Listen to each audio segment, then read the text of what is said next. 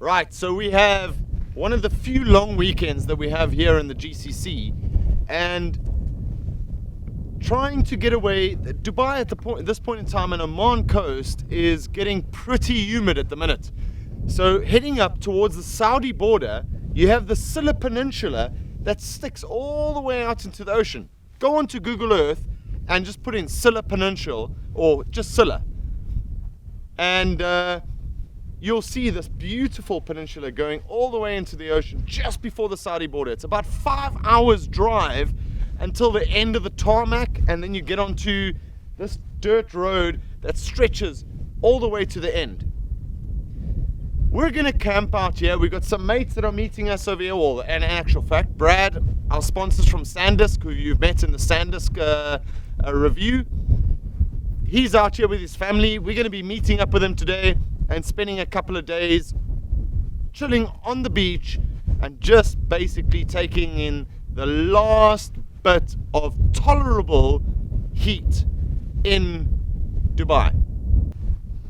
Sila, as a peninsula, is absolutely gorgeous. It's like a desert island. Now you have a couple of choices. You have a choice to come to Sila as a peninsula, or you can go and take the ferry from Ruwais, which is about 3.5-4 hours drive from Dubai. Take the ferry for 45 minutes or an hour, I can't really remember, and you get to Dalma Island. Now, if you don't want to spend that additional time going to Dalma Island, you can come straight to Sila, and it's pretty much the same distance. Maybe Dalma is a little further into the ocean than Sila Peninsula at the end, but either is basically, it's a desert sandy island. It's absolutely gorgeous. If you're on the east coast, there's a lot of debris that comes up from the coast, bit of rubbish, but lots of wood. You do not have to bring any campfire here. On the west coast, unfortunately, it is a bit Sabka, salt plain, marshy kind of environment. So if you've got a paddle ski, come out here, you're going to catch lots of fish in the marsh area. But when you're in spring tide, the tide pulls back at least 0.5 kilometer. So catch us. We're going to be spending the next 3 days over here, last weekend on the beach.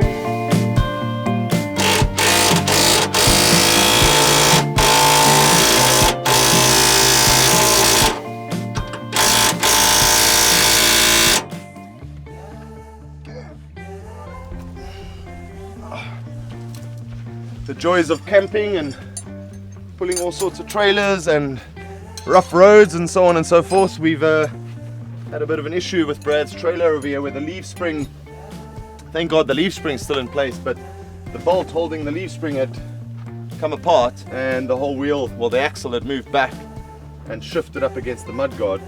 It looks like it only happened a couple of 100 meters away from the campsite, but having proper power tools, battery powered power tools, I mean, you can do it the manual way, that's fine, but trust me, when it's hot out and the last thing you want to do is do running repairs, things like this, inexpensive. Change your tires, change bolts, you name it, and carrying a rudimentary tool set with extra bolts, extra nuts goes a long way. So some straps, some bush mechanics, and everything's fixed and we're all happy and smiling, and we're going to go and have a couple of beers now. Absolutely, Sean. Thank you. What This happened? computer started going completely crazy. Oh, It ripped all the cables off the tail light here. So we're gonna have to rewire that now as well. Check. But that's easy. That's color coded, so it's easy to rewire it. How's the tire doing against this? Well, that's what worried me, but it seemed to be okay. It doesn't seem to be guys. You didn't do very many miles. It must have broken just Just- as you got in here. It must have Maybe just so. broken, Nou, yeah. doef. Yeah, Dis waar het moest gewees het. it was hectic. Eh? But the tire's fine. Tire's fine. That seemed to go into the groove. Yeah, but it Into the tread. didn't even wear it. So Nah. it's just a matter of, this is not even 300, 400 meters that you drove. Yeah, like it must have just been as we came in here. Okay. All right, kiddos. So I've asked the kids to go and get kindling, small pieces, medium pieces, and much larger pieces of wood. Okay, so what we're going to do is we're going to teach the kids how to start a fire without a lighter, without fire lighters, without anything, right? All we're going to use is a flint. So when I'm standing over here and I work it, see, it's throwing a spark. But do you think it's going to light this? No. Okay, so do you think we need something that this spark, when it does this every time, right? Do you think that's going to light it? Put it closer. Okay, I don't think it's going to light it. Put it So what you've done is you've got wood to start a fire. You've got then the medium, the small wood, the medium wood, and then the large wood that's going to go on here. What we need to do is we need to go and find something like a piece of paper or like cotton wool. I know I found. Ah, let's go and have a look. Come. No, don't go that way. Follow me. I know exactly what to get. So the beauty of being on the beach, and as ugly as some of these beaches are, when you're on an island or so on and so forth, what washes up from the ocean or from the ships, from the kelp, it actually assists you. So being marooned on an island and you think you're on the beauty side where there's no rubbish, no anything, you're never going to get anywhere. Go to the side where there's rubbish, because you will always find something that will assist you, whether it's be an empty bottle, whether it be rope. Just watch Bear Grylls. I don't have to tell you this stuff. So follow me. Right, you're absolutely right. Plastic bottle. Absolutely right. So what's happened over here, okay, so a bottle you can burn, that's good, but a bottle takes a long time. But what's happened over here is that the seaweed is washed up and it's actually turned this into, Paper. it looks like paper, doesn't it? Leaves. That's what we said. Alright, so it's a little bit of leaves, so seaweed, and this is all dried up, So it's like wood. okay? And do you think if we put a spark inside here, this should be able to light, Yeah. which will then create a fire, and the small little pieces of wood that you found on the beach will light that, and then that will light the medium one, Yeah. and then eventually light the big ones, You won't just it? have to Yeah. set it up properly. You have to set it up properly. You're Like absolutely right. this, and then like this, and then taller. Correct. So where do we start? With the With the small tiny ones. Yeah, with First this, then the tiny ones, then the medium ones, then like this, and then the bigger one. All right. So let's take a couple of handfuls of this, and let's see if we can get this to spark. Right, so now you've collected all of this, and this is lightweight, it's like paper. This should take. With a spark, it should take. But what's the most important thing we need to think about right now? Flooding. Which way is the wind blowing? Oh, yes. Okay, This way. the wind's blowing this way. All right. So when this starts making a fire, where are you going to put your wind? Or where are you going to put the wood? There. You're going to put the wood? Yeah. Yeah. No, but the flames are going to blow Oxygen. this way with the wind. Yeah, So you need to put your... wood there. So when this takes, what are we going to do first? We're going to take the big wood first. No. Which ones? This one's. You're going to take those. Okay, so the flame's going to go this way. So where are we going to put this? Here. On this side, right?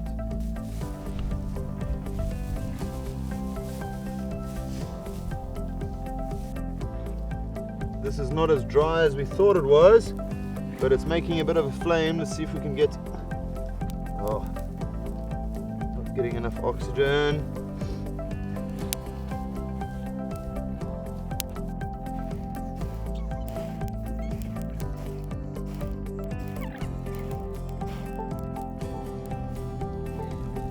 Right, so now that this is going, we keep putting on all the little pieces. Right, and we have a fire. Yeah, no. No, that's starting. So what we'll do now is as it starts building up, we can start packing the medium wood over here, because this is driftwood from the ocean. It needs to dry out, right? It looks thin, but it's been lying on the beach for such a long time, so it's still wet inside. So as this is burning, it should dry out, and then it'll take flame. Some of the beaches that we go to are not the most phenomenal beaches on earth. Being here in the UAE, we're not really spoiled for choice as far as beaches are concerned. However, some of the beaches, very picturesque, but again, way too much litter. It all comes off the ocean, so with that, we have these treasures. So trying to flog or bring umpteen amount of wood to make a fire and have a good evening, it's available all down the coast over here. So there's the plus side. You have to unfortunately look past the plastic bottles. You always got to make sure that you're wearing shoes, because there's light bulbs, glass bottles, everything that gets washed off a ship unfortunately ends up on this coast. It's a real shame. And the only positive is we have a phenomenal fire for the evening, free of charge from the ocean. So we're going to close off. This is pretty much the last camp that we're going to be doing in the desert or beach camp in the UAE. It's getting pretty warm right now, so I think probably for the next 2-3 weeks you can still come out to Sila, go to Dalma Island, and then after that unfortunately the temperatures are going to rise. So from here we'll be hitting the mountains. We'll be doing Jebel Shams, Jebel Akhtar, spending a bit of time down just past Muscat. There's a beautiful plateau over there, 4,000 feet, and then it delves down into the ocean. So you're at 4,000 feet in the evening, and during the day on the beach, probably 37, 38 degrees Celsius, and then back up into the mountains at 4,000 feet, and it drops down to about 15 at night. So well campable, easy enough. And then when that gets too warm, Salala, Kharif season hits us. So anytime from end of June to the beginning of September, down to Salala, rainforest, and as you've seen in my Salala trip, 25 degrees Celsius during the day, rainy, overcast all the time. So the camping does not really stop in the Middle East. It gets warm, yes, but if you're willing to go spend a bit of time in the car, there is camping all year round. So keep watching and we'll show you where those spots are.